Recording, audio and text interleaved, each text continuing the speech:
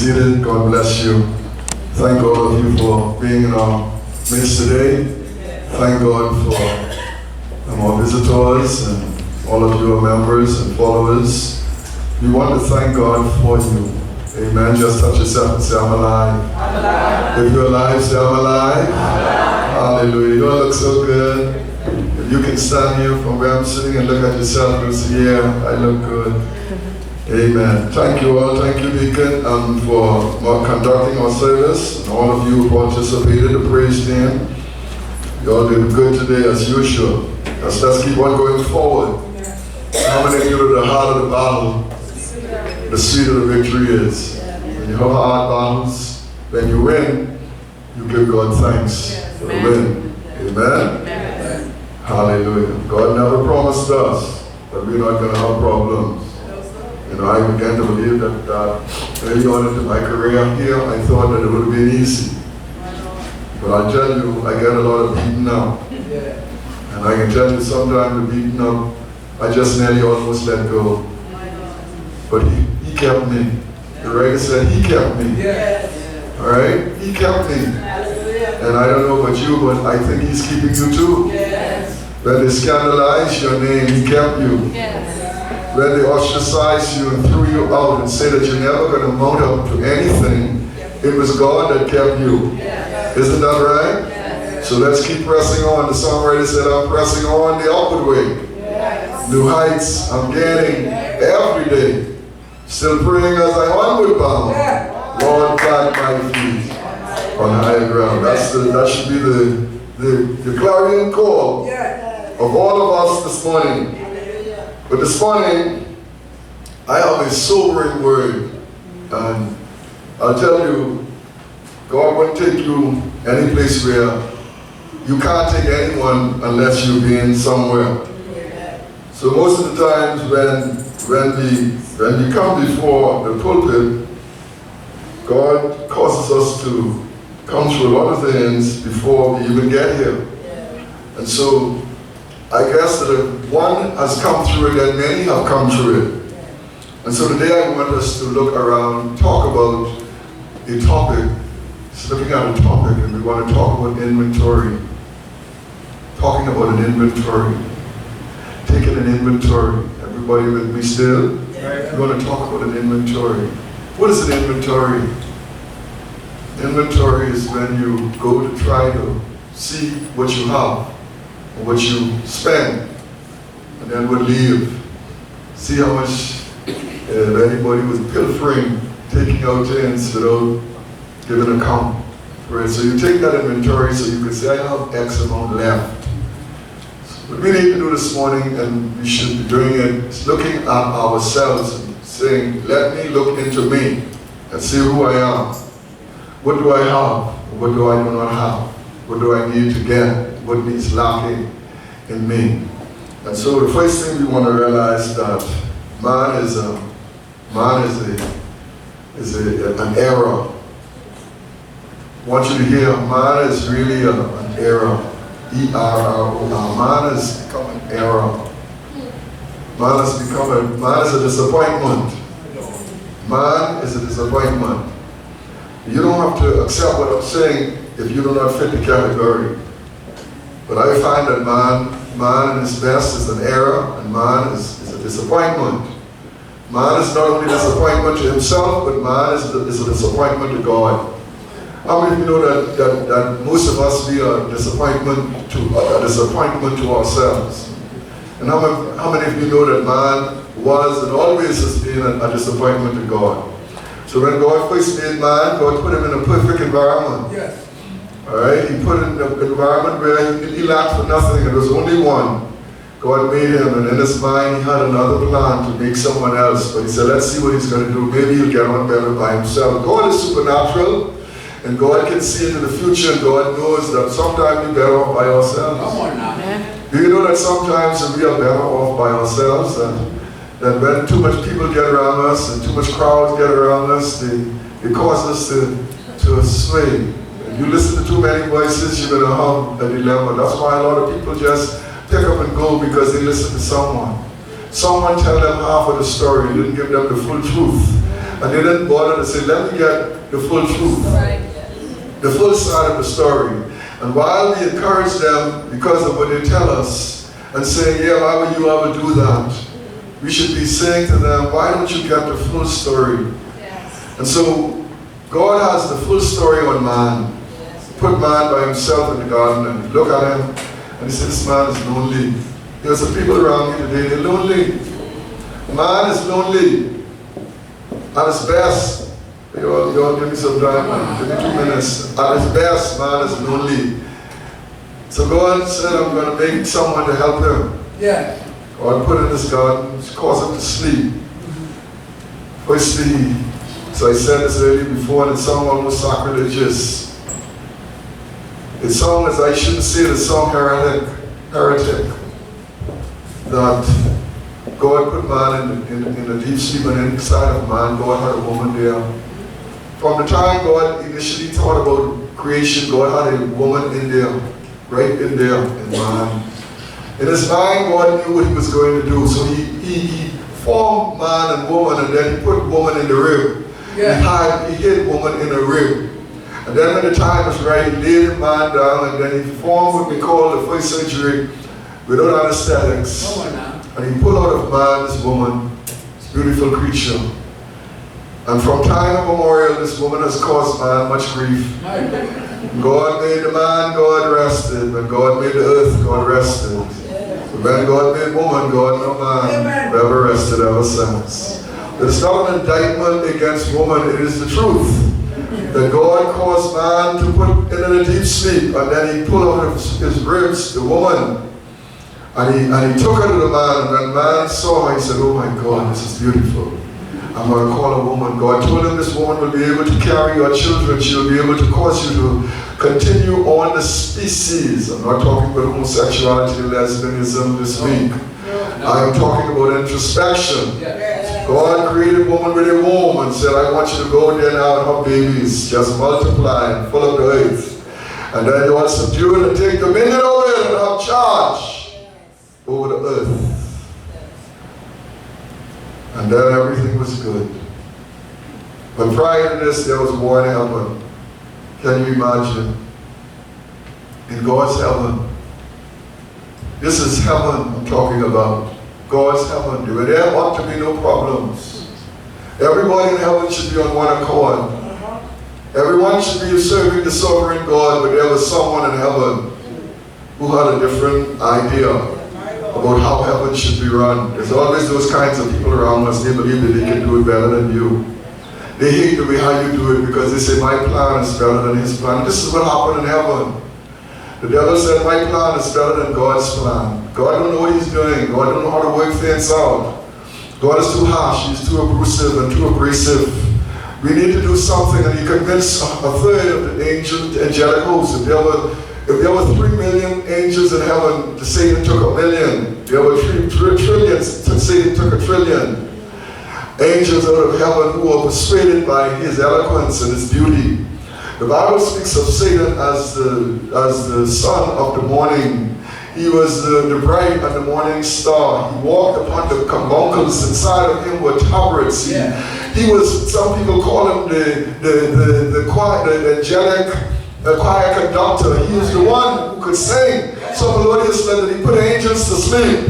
When he sang, God became at ease, but Satan became Lucifer. He became a devil. And then God, there was war in heaven. And God called Michael. Michael the archangel said, defend us in battle against the wickedness and snares of the devil. And the captain said, may God rebuke you, we humbly pray, and who do thou, O prince of the heavenly host, cast into hell Satan and all of his angels that seek the destruction of man's soul. And even to this day, Satan has nothing against you. The war is not you. You just happen to be thrust into what we call a grammar of clismic proportion. You are not involved. It's all about God and the devil. And anything that God does, Satan hates. Whatever God ordains, Satan corrupts. And that's how Satan works. And so in the course of time, without any knowing, nobody taught man how to sin. Nobody taught how to be disobedient. Nobody taught man how to murder. Man killed of his own volition. Something came over us. Something comes over us. And we sin. And we keep sinning. And we sin so much that it reaches a stage where the Bible tells us that, the Bible says, and the entire imagination and the very thoughts of a man's heart was evil continually. Everything that he thought about was evil. It was just evil. The imagination of his heart was just evil. There was no good any longer in man. And the Bible tells us that God saw that the wickedness of man was so great in the earth. The very imagination of the thoughts of his heart, not that word heart, was only evil continually. And then it repented God. It repented God that he had made man. And I ain't preaching on no one this morning, I preach him. And it grieved him at his heart. When God saw it, it grieved him at his heart. And the Lord said, I will destroy man. Some sad indictment upon man. Man is being impeached. And he's guilty. God said, I'm going to destroy him whom I have created.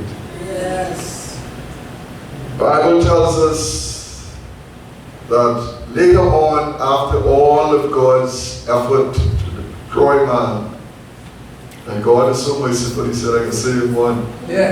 So he only watched this man, he found grace. It wasn't only Noah. Noah did not build the ark alone. It was not only him and his sons. There were other people who built the ark. His grandfather Methuselah helped build the ark with him. When Methuselah helped Noah build the ark, and some righteous people, they helped Noah build the ark, and all of them helped work on that ark. And the sinners, they were saying, y'all working on that, ain't nothing to happen. See, we believe that only Noah and his 3 sons built the ark. They were the 3 descendants would get left. But do you understand? I want you to know that Methuselah, that word Methuselah means when he is gone, the delusion will come. In other words, Methuselah means when he dead, when he dies, the water comes in. So long before Methuselah, all the other saints, all the righteous people, they died. And then the minute this one man who lived the longest living man on the earth, 969 years he lived on this earth, when he breathed his last breath. The minute Methuselah died, that's what his name implied, when he shall die, the deluge will come. The water's going to come. The minute he died, the people at the party, and they say, yeah, they say he can die, it ain't not going to happen. And then all of a sudden, the fountain of the great deep began to open. And the windows of heaven opened. And there was a flood. There was a flood that's never been seen and will never be seen on planet Earth ever again. And everybody with life in it that was not in that ark, they all died. I know you all will be preaching. And so friends, this morning, after it was all done, 150 days passed, and the ark rested upon Mount Ararat. God remembered Noah, and Noah performed a sacrifice. And when God smelled that sacrifice, friends, it's easy to appease God. You can appease him with a sacrifice. And when he smelled it, God said in his heart, I will never destroy the earth. I will never destroy man ever again like that. Because I now know, truly, the imagination, be back to the top, of man's heart is evil from his youth. The little children, bad. The baby, bad. You tell them do one thing and they do the next thing. You tell them stand over here and they stand over there. You tell them be quiet and they just start making noise. Evil from their youth. God said, I'm not going to kill everything as I've done before. So while the earth remains, there will be seed time, there will be harvest, there will be cold and there will be heat, and there will be summer and there will be winter. There will be day and there shall be night. These will never cease, honey. Oh, no matter how you try to escape, heat is coming. And the bush shot. Even though we have an air conditioning unit, BTC or BPL will make you understand there's going to be some hot time. I see some people on their post, they say, BPL, not again. Not now, BPL. Because now we have to endure what they call the heat time. And then when they cut it on, we say, thank you, Jesus, it's back on. It's time for some good breeze. This is how it is. Sometimes you have money in your pocket and sometimes you're broke. Sometimes you have friends and sometimes you're alone. And sometimes you're around friends and you're still alone. But I came this morning to tell you there's something about man. Man has a part of him called the heart. The heart, H-E-A-R-T, the heart. I'm not talking about the thing that pumps blood throughout your body. The heart is the ruling center. It is the ruling center of the whole person, the spring of all of our desires, that place where we want, that place where we urge, that place where we feel hurt, that place where we feel love and hate. This is the heart. It is the epic center of humankind. The heart, you're with me now? The heart is the seat of your will. I will. The heart is the seat of your intellect. I know. The heart is the seat of your feeling. Oh my God, it's hurt. And the heart is the seat of your emotions. How you react to different things.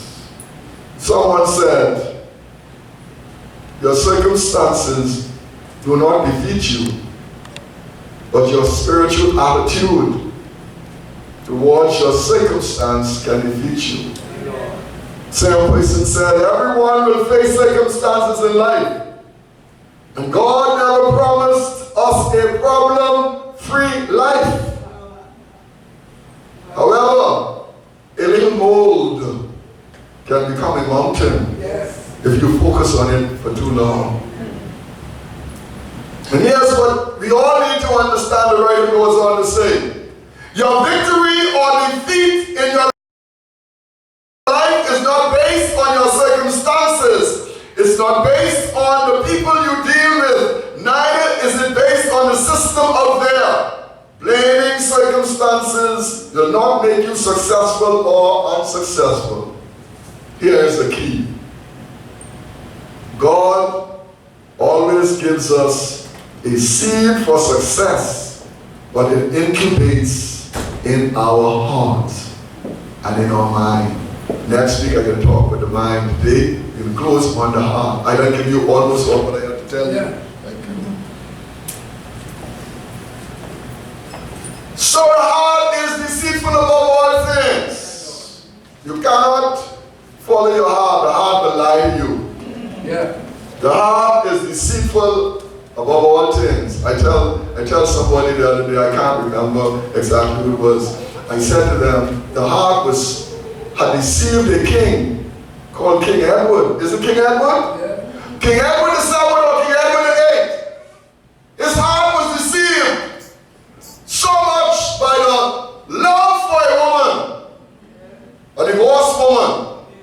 She could not marry to him because she was divorced. And he tell them, my heart is deceived, my heart is taken up, my heart is gone. I rather give up the throne. He leave the throne and came to Nassau as a governor. His heart. The Bible said the heart is deceitful above all things and is desperately wicked. Child, I'm going to follow my heart. Sometimes your heart must lead you wrong. You fall in love and you think you're in love and you're in love with the wrong person, the wrong place. You got to understand that your heart is deceitful. The heart sometimes tells you things that does not exist. Because your heart is deceitful. It is deceitful above all things, and your heart is desperately wicked. There's no man who is without sin. I asked a question in the prayer meeting this morning, and the word today was about some things that we should be thinking about. And when we came out, the question was raised. Y'all pastors, someone asked the question, y'all pastors just need to pray? One fella, he started talking, why would you mean I need to pray? He said, why can't I say, well? I said, man, I didn't ask you to confess no sin. But the heart is deceitful, not only among yourselves, everybody. This heart is deceitful above all things, but it is desperately wicked that somebody knows your heart. We can pretend as much as we like, but God, He knows your heart. But the Bible tells us that as a man thinking in his heart, as you think in your heart, I don't care how people see you. People may think you're the bright and the morning star. I don't care how people see you. But as a man or a woman thinks in their heart, so are they. You are the sum total of what you think. If you hate me in your heart, that's it. If you're a hateful person, you're a hateful person. It all starts in the heart. In the heart. You all with me? Yep. So therefore, the Bible tells us that the good man, out of the good treasure of his heart, he brings forth the good things. And the evil man, out of the evil treasures of his heart, he brings forth that which is evil. Some people just keep harboring evil in their heart. They're evil, it's right here. They're right there just like a time bomb waiting to explode. Just evil continually in your heart. But you know what one writer said? He said, out of the abundance of your heart, you begin to speak. You all know what people are? My wife told me, you just cut people off when they're talking. You ain't never know what in their mind because you keep cutting them off. What you gotta do, you gotta let them finish what he's in. And sometimes I cut them off. I think, no, you can't figure out what people are going to say. You may be wrong. So you gotta let people talk. And as they talk, you will know what is in their heart. And people may say, oh, I was only joking. You're not joking because out of the abundance of the heart, your mouth speak. Child, I hate you. I was only joking. No, you hated me. Even if you redeem yourself, it's hated because guess what? It came out of your heart. So then, what is the solution? You got to keep your heart and guard your heart with all diligence. The heart is very supple and soft. You got to guard your heart, Sister Esther. You got to guard it, Sister Esther. You got to guard it with all diligence. People are impacting upon your heart. You got to guard it. If your heart ain't gone yet, guard it. Guard your hearts with all diligence. He didn't say, he may tell you keep your mouth, but he said guard your heart. And then if you don't want people to know it in your heart, you got to keep your mouth. But sooner than later, when every day comes, what is in your heart can come out. Let's guard our hearts this morning with all diligence. Out of it flows the issues of life. As I leave you this morning, leave you with those words. I leave you with these words. You have to watch what goes into our spirit. And watch what goes into our spirit. The messages are very subtle. You go and you watch that cartoon, the man square, punch Bob, square pants, punch Bob, SpongeBob. You watch SpongeBob, you'll see they do some very funny things. They send those subtle messages to the young children to desensitize them to the errors and the bad things that they want to put into your soul.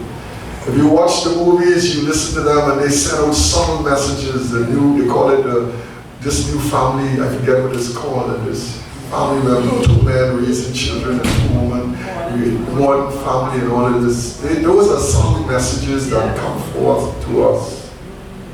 So we got to watch what goes into. Yes, Alicia, I see you. We got to watch what goes into our spirit. We got to watch. And the devil ain't take over here today. I mean, the devil will not take over today. Amen. Hallelujah. Now the devil come to cause trouble because we hitting the nail on the head. Hallelujah. But that ain't the devil. She ain't the devil by no stretch of the imagination. She won't hear this word too. But listen to me as I leave you. You have 5 ways by which 5 ways. When she started, there are 5 ways that your heart can be impacted. We can get into your heart. Next week we can talk about the mind. 5 ways in which your heart can be impacted. First, see through your eye. Oh Lord, she look good, eh? Look here, pretty. Look here, what did Jesus look here? Someone get married. Look here. Through your eyes. It's stand up here. She want. Look at her. She want to get married. Through your eye. First thing is through your eye. Thank you, Mother Nelly. She like that. But don't worry. If you there tomorrow, I will just marry Mother Nelly.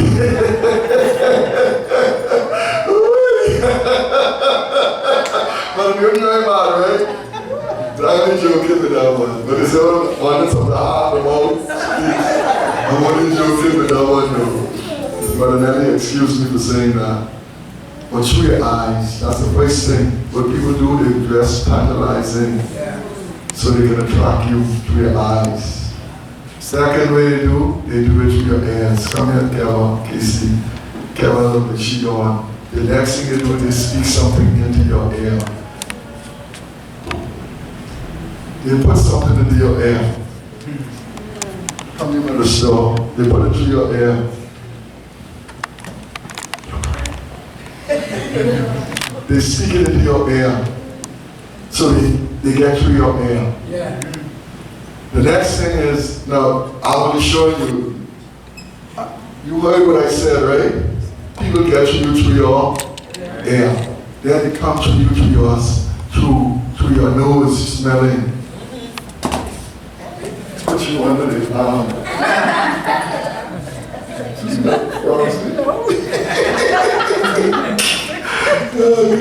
So they try to catch you through the sense. Why did people invest in plenty in sense? Perfume. So they got this perfume, when you smell this perfume, it'll knock you out. You get nose through your smelling. That's true. And then they get you through your feelings, comes to scale, and they get you through your feelings. She's tired, she can't get out. They get you through your feelings, come. They get you through your feelings. Watch these people, they get you through your feelings. See, she trying to get me through her feelings. Through feelings, and there is one more. Taste! They give you something to eat. Somebody do keep cooking. Every time I go home, food. Every time I go home, food. So she keep me. Every time I catch myself, more food gone again. 3 weeks, no soup. I'm doing good. Next 2 weeks when I look soup, and I knock out again.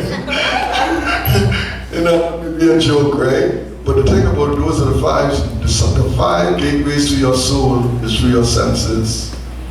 The physical sense. So what we have to do, we have to desensitize the physical sense. And how do we do it? By the thing that we hate to do. That's by fasting and praying and reading the Bible. The body don't like to fast. And the body don't like to pray. And the body don't like to read the Bible. Because if we do that, we're going to be spiritually strong. And so the less we study the Word, the less we fast, the less we pray, the more the wicked man, the evil heart, is going to take root inside of us. Search yourself this morning, see where you stand. Let me tell you something. The Bible puts it clearly that all of sin comes short of the glory of God. He said, we say we have no sin, we deceive ourselves, and the truth is not in us. And then I say, okay, then I try to get around it. Then I say, if I have not sinned, I make God a liar. So if I say I don't have sin now, I deceive myself. If I say I have not sinned, I make God a liar. And so his word is not in me. But then there's a catch right there in the middle, which should be at the end. If we confess our sins. God is faithful. Not only is God just, but God is faithful. And then God is just. In other words, every time you come, you're going to be the same. You're not going to be like me. Sometimes when I come in the office, I don't, hey, Rudy, go on. Hey, Rudy, what you saying? Go on. Sometimes I don't say nothing. sometiming. God ain't sometiming. No. God is one way all the time. He's faithful all the time, the same way all the time. And He's faithful, and then not only is He faithful, but He's just. He's not going to be curry favored about a Newton and then not be curry favored about a Nelly or about a treat her differently because she have what you call this here with me black. We call it good hair. She got good hair. But Nelly got good hair. Sister Brown got good hair. And some people don't have too good, what we call now hair. But so going in like that, he's not going to look at that because of our color of skin. Or how smart we are intellectually. God is going to deal with us when we come to Him based on who we are, on our merit and our sincerity. So let's come to God sincerely, ask Him to forgive you your sins, ask Him to cleanse you from all unrighteousness, and let's get cracking. Let's get going. Let's try to live that life as acceptable and pleasing to God. I see the doctor down in the back there. At least the doctor didn't hold me in because she wanted to come to the school to do some research. But we know that the Ministry of Education don't approve of certain things. So we want to do something that will cause us to get into trouble, won't we? But we want to thank you. She's still here. See, and I see Ricardo. Is that Ricardo? It's church this morning. Yes. Ricardo Martin. Is that Ricardo? Yes. Look, Ricardo's in church and he's not making any noises. Thank God for Ricardo. So God bless you all and God keep you all is my prayer. Before I leave, I'm going to ask you to do one more thing. Very simple. I'm just going to ask you to bow your heads. And while you bow your heads, I'm going to bow my